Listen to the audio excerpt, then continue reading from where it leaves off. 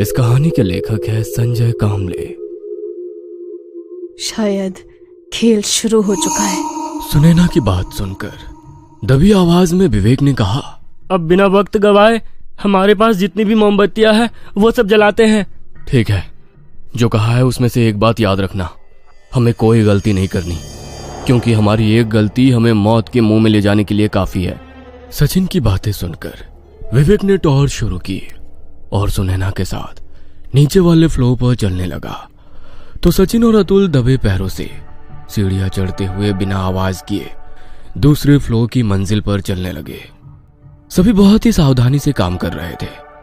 निचले फ्लोर पर सुनैना पूरी सावधानी से कमरे के भीतर का जायजा लेती और दरवाजा खोलकर कमरे के अंदर मोमबत्ती जलाकर उसे वहां रख देती।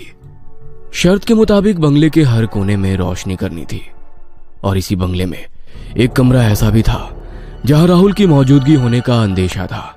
इसीलिए उन्हें कमरे में सिर्फ रोशनी ही नहीं करनी थी, बल्कि उस पूरे कमरे की अच्छे से तफ्तीश कर राहुल को भी ढूंढना था। साथ ही अगर एक भी कोना अंधेरे में घिरा रहता है तो वे आत्माएं उनमें से हर एक को उसी घने अंधेरे में घसीट कर ले जाएंगी। एक एक कर रूम खोलते हुए वहां पर मोमबत्ती को लाइटर से जलाकर रख दिया। विवेक सिर्फ उसके साथ डरा सहमा सा चला रहा। दोनों चलते वक्त इस बात का पूरा ध्यान रख रहे थे कि उनके कदमों की आवाज भी ना आए। वैसे ही दबे कदमों से सुनैना एक दरवाजे के पास रुकी। वह दरवाजा खोलने ही वाली थी कि तभी विवेक ने कुछ आहट महसूस की। उसने हाथ के इशारे से सुनैना को दरवाजा खोलने से रोका। सुनैना ने गर्दन से ही इशारा करते हुए उसे पूछा और विवेक ने अपने हाथों से उसे चुप रहते हुए कानों से दरवाजे की दूसरी तरफ से आने वाली आहट को महसूस करने को कहा। सुनैना ने डरी सहमी आंखों से दरवाजे की तरफ देखा। दोनों बिना हिले डुले बिल्कुल एक पुतले की तरह खड़े दरवाजे की तरफ देख रहे थे। डर के मारे सुनैना के दिल की धड़कन तेज हो गई। सांसें रोककर वो उस आहट को महसूस करने की कोशिश करने लगी, पर उसे तो कोई भी आवाज या कोई ऐसी आहट महसूस नहीं हो रही थी। उसने दोबारा गर्दन हिलाकर विवेक से सवाल किया, पर विवेक ने उसे वैसे ही चुपचाप बिना हिले खड़ा रहने के लिए हाथों से इशारा किया। विवेक की आंखों में बसा खौफ देखकर सुनैना समझ चुकी थी कि जरूर कुछ है। विवेक ने अपने होठों पर उंगली रखते हुए सुनैना से बिल्कुल आवाज ना करने का इशारा किया। इधर सचिन और अतुल टॉर्च की रोशनी में एक एक रूम के अंदर जाते हुए पूरी सावधानी के साथ मोमबत्तियां जलाने लगे। वे दोनों भी इस बात का पूरा ख्याल रख रहे थे कि उनके कदमों की आवाज भी ना आए। एक कमरे के बाहर खड़े होकर उसके भीतर का जायजा लेते हुए सचिन ने उस कमरे का दरवाजा धीरे से खोला। दरवाजा खोलते ही कमरे के भीतर से एक अजीब सी गंध उनके नाक के भीतर घुस गई। उस गंध से सचिन खांसने लगा। अगले ही पल उसने अपने पॉकेट से रुमाल निकाला और अपना मुंह ढक लिया ताकि खांसने की आवाज ना आए। सचिन दबे कदमों से दरवाजे के भीतर चला गया। उसके पीछे अतुल भी दबे कदमों से अंदर आया, पर अंदर पैर रखते ही उसे भी वही बदबू महसूस हुई। एक हाथ में टॉर्च ठीक से पकड़ते हुए उसने भी अपनी जेब से रुमाल निकाला और मुंह ढक लिया। सचिन ने कमरे के भीतर मोमबत्ती जलाकर एक जगह पर रख दी। तभी अतुल ने टॉर्च की रोशनी बाथरूम के दरवाजे पर डाली। अतुल का इशारा समझ के हाँ में सर हिलाते हुए सचिन बाथरूम की तरफ चलने लगा। दोनों की धड़कनें काफी तेज हो चुकी थी। सचिन बाथरूम के दरवाजे के बाहर थोड़ा नजदीक खड़ा हुआ। दरवाजा खोलने से पहले भीतर कुछ आहट महसूस होती है या नहीं, इसका जायजा लेने लगा। पीछे खड़ा अतुल भी अपनी सांसें रोककर सब कुछ देख रहा था। शांत, बिल्कुल शांत, इतना सन्नाटा कि हल्की से हल्की आवाज भी वह बिल्कुल साफ सुन सकते थे। अंदर से किसी भी तरह की कोई आवाज नहीं आ रही थी।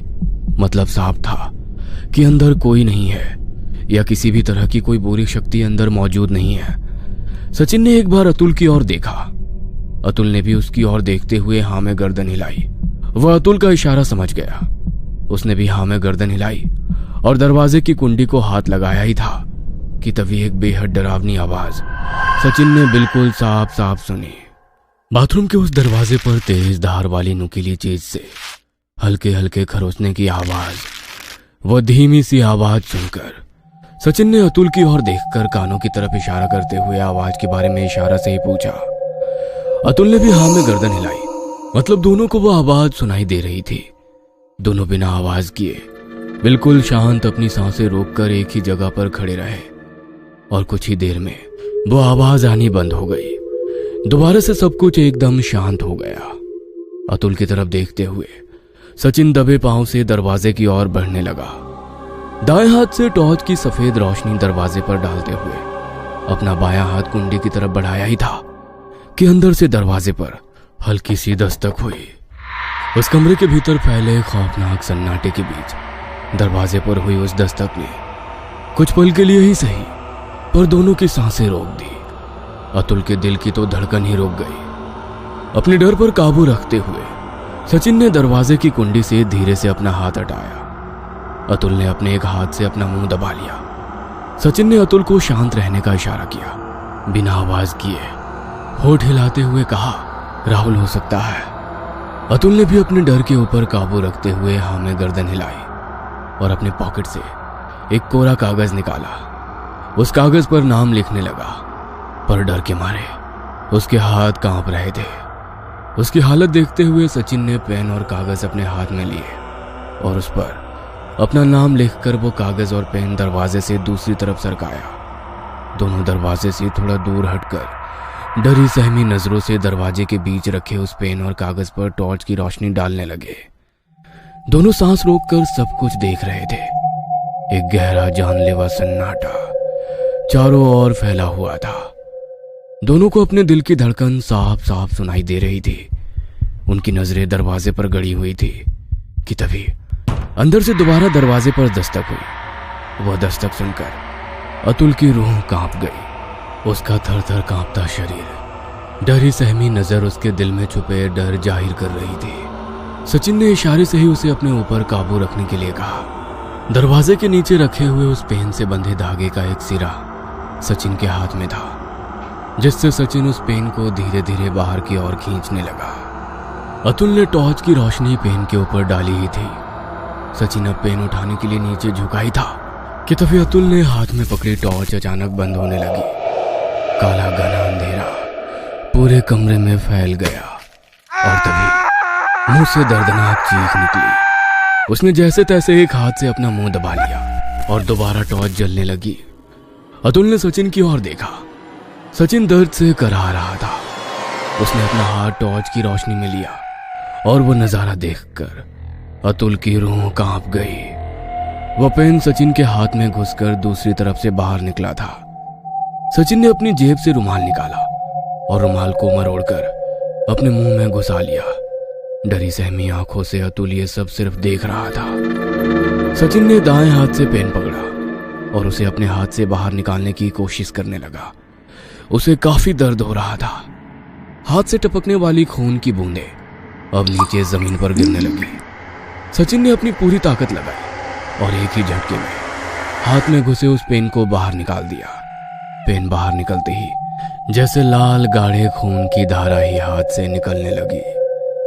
उसने अपने मुंह से रुमाल निकाला और अतुल के हाथ में देकर जख्म पर बांधने का इशारा किया। टॉर्च की सफेद रोशनी में सचिन के हाथ से निकलने वाला खून बड़ा ही खौफनाक लग रहा था। जैसे तैसे अतुल ने कांपते हुए सचिन के हाथ को रुमाल से बांधा और फिर एक बार बाथरूम के अंदर से एक बार जोरदार दस्तक हुई। सचिन ने उसे इशारे से ही चुप रहने के लिए कहा। अपने एक हाथ से मुंह दबाते हुए अतुल ने भी हाँ में गर्दन हिलाई। सचिन ने उसे पीछे हटने का इशारा किया और अतुल भी एक एक कदम पीछे की ओर चलने लगा। दोनों बाहर निकलने वाले दरवाजे के पास खड़े होकर उस बाथरूम के दरवाजे पर टॉर्च की रोशनी डालने लगे। नीचे जमीन पर काफी खून फैला था। दोबारा से उन्हें वही दस्तक सुनाई दी। मतलब साफ था कोई दरवाजे के उस पार है। अतुल ने अपनी दबी आवाज में सचिन से कहा, सचिन, ये काफी डरावना है, हमें यहाँ से निकल जाना चाहिए। उसकी आवाज में डर था, खौफ था, एक अजीब सी दहशत थी। पर उसका हौसला बढ़ाते हुए सचिन ने दबी हुई आवाज में कहा, हम सब यहाँ खुशी से या मस्ती करने के लिए नहीं आए हैं। हमारा दोस्त राहुल लापता हो चुका है और हमें उसकी तलाश करनी होगी। उसे ढूंढे बगैर तो नहीं जाऊंगा, लेकिन अगर तुम्हें जाना है तो तुम जा सकते हो। हम में से कोई तुम्हें कुछ नहीं कहेगा। डरा सहमा अतुल दरवाजे की ओर देखने लगा। उसके कंधे पर हाथ रखते हुए दोबारा सचिन ने कहा, मैं दिल से कह रहा हूं, अगर तुम्हें सच में डर लग रहा है तो तुम जा सकते हो, हम सब संभाल लेंगे और कोई तुम्हें जिम्मेदार नहीं ठहराएगा या डरपोक नहीं कहेगा, क्योंकि डर तो मुझे भी तुमसे ज्यादा लग रहा है। सचिन की बातें सुनकर अतुल के दिल में बसा डर कम हो गया। अब यहाँ से एक साथ ही बाहर निकलेंगे। अतुल का आत्मविश्वास देखकर सचिन को अच्छा लगा। अब तक बाथरूम के दरवाजे के भीतर से आने वाली दस्तक रुक चुकी थी। सचिन टॉर्च आगे करते हुए दरवाजे की तरफ चलने लगा। उसके पीछे अतुल भी एक एक कदम बढ़ाने लगा। दरवाजे के पास पहुंचते ही दोबारा से अंदर से आने वाली आहट को महसूस करने की कोशिश की, पर अब कोई भी आवाज, कोई भी आहट महसूस नहीं हो रही थी। सचिन ने अपना हाथ दरवाजे की ओर बढ़ाया ही था कि अतुल ने उसे रोका। अतुल ने अपना हाथ दरवाजे की कुंडी पर रख दिया और धीरे से कुंडी सरकाई। कुंडी सरकाने की वो आवाज उस वीरान सन्नाटे में कुछ ज्यादा ही तेज आ रही थी। दोनों की सांसें थम चुकी थी। अतुल ने धीरे से दरवाजा अंदर की ओर खोला और सचिन ने टॉर्च की रोशनी अंदर डाली। बड़ा ही आलीशान बाथरूम था, पर अंदर कोई नहीं था। बस एक जगह आधी जली मोमबत्ती पड़ी थी। दरवाजा खुला रखकर एक मोमबत्ती अंदर जलाकर दोनों उस रूम से बाहर निकलने लगे। इधर सुनैना और विवेक दोनों उस कमरे के बाहर अभी भी खड़े होकर अंदर से आने वाली आवाज को सुनने की कोशिश कर रहे थे। विवेक, मुझे अंदर से किसी भी तरह की कोई आवाज सुनाई नहीं दे रही है। सुनैना, मैंने इस दरवाजे पर हुई दस्तक साफ साफ सुनी है, इसलिए इस कमरे को फिलहाल के लिए छोड़ देते हैं। कुछ देर बाद वापस आकर यहाँ पर मोमबत्ती जलाएंगे। सुनैना ने विवेक की बात मानते हुए दरवाजे के कुंडी के पास गया। अपना हाथ पीछे लिया ही था कि अंदर से सचमुच किसी ने जोर से दरवाजे पर दस्तक दी। दस्तक इतनी तेज आवाज हुई कि मानो कोई दरवाजा पीट पीट कर उसे तोड़ने की कोशिश कर रहा हो। सुनैना उस दरवाजे की तरफ दहशत भरी नजरों से देखते हुए एक झटके से 2-3 कदम पीछे हट गई। साथ ही विवेक भी उस दरवाजे से दूर चला गया। दस्तक दोनों ने साफ साफ सुनी थी। दोनों उस कमरे को छोड़कर दूसरे कमरे की ओर दबे कदमों से चलने लगे।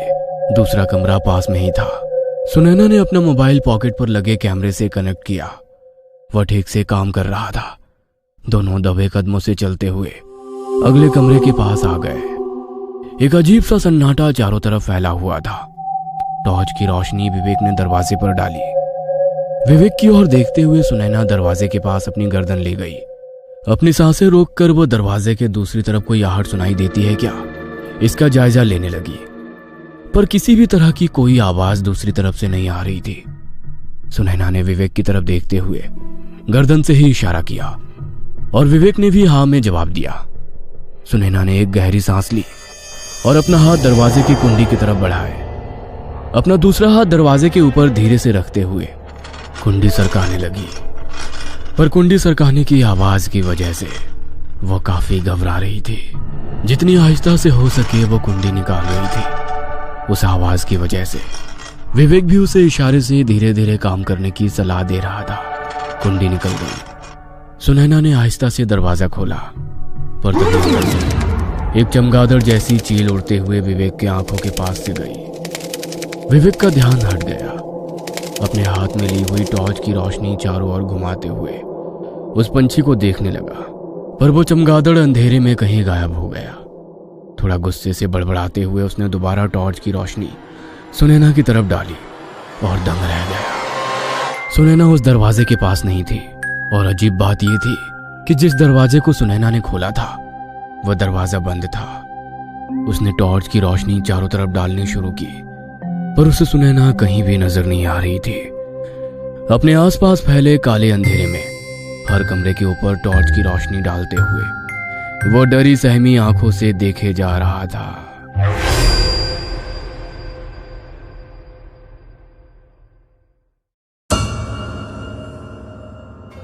ये कहानी आपको अच्छी लगी हो तो हमें सब्सक्राइब करें, हमारा इंस्टाग्राम और फेसबुक पेज जरूर फॉलो करें। और हाँ दोस्तों, सब्सक्राइब करना भूलना मत।